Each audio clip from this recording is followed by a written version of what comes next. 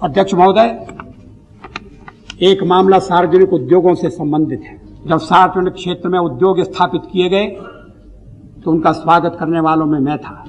जब पंडित जी ने इन उद्योगों की बड़ी प्रशंसा की और सरकार द्वारा पूंजी लगाने का एक अभियान शुरू हुआ तो देश को ये आशा थी कि राष्ट्रीय संपत्ति होगी और ये राष्ट्र के कल्याण में सहायक बनेगी। लेकिन आज जो तस्वीर है वो तस्वीर चिंतित करना स्वाभाविक है। क्या कारण है कि सार्वजनिक क्षेत्र के उद्योग इतनी बड़ी संख्या में बीमार पड़ते हैं, बंद करने की नौबत आती है, घाटे में चलते हैं। इन उद्योगों के बारे में गहराई से विचार करना होगा। एक नीति हमें उत्तराधिकार में मिली थी और हम उस पर चलने का प्रयास कर रहे हैं। लेकिन मुझे लगता है कि सब दलों के प्रमुख नेता और विशेषकर जो सार्वजनिक उद्योग से संबंधित हैं, मजदूर क्षेत्र में काम करते हैं, वो मिलकर बैठें और इस बात की मीमांसा करें कि सार्वजनिक उद्योग इस तरह से घाटे का सौदा कैसे बन गए।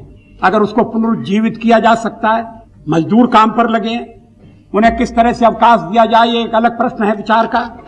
कहीं ऐसा ना हो कि जो उद्योग चल सकते हैं वो भी बीमारी पकड़ लें और उन्हें फिर अस्पताल में भर्ती करना पड़े।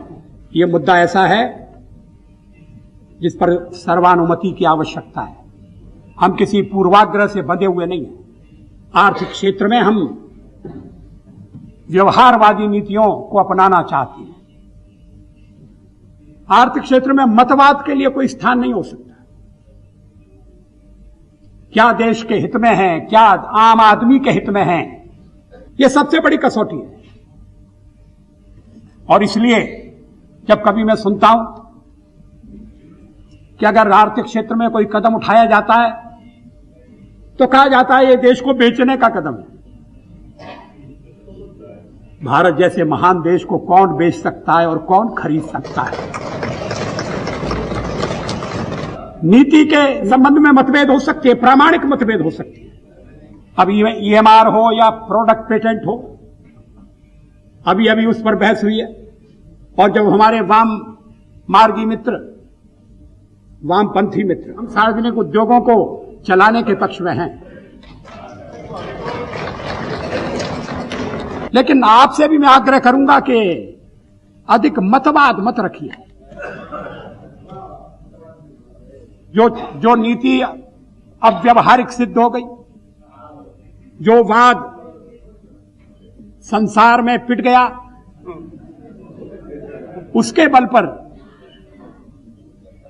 आप अगर चलेंगे तो देश की मुख्य धारा से अब चलाइए, आप मुख्य धारा से कट जाएंगे और उसमें मदद करेगा। ठीक है, I will fully support you, all support you, run them properly please.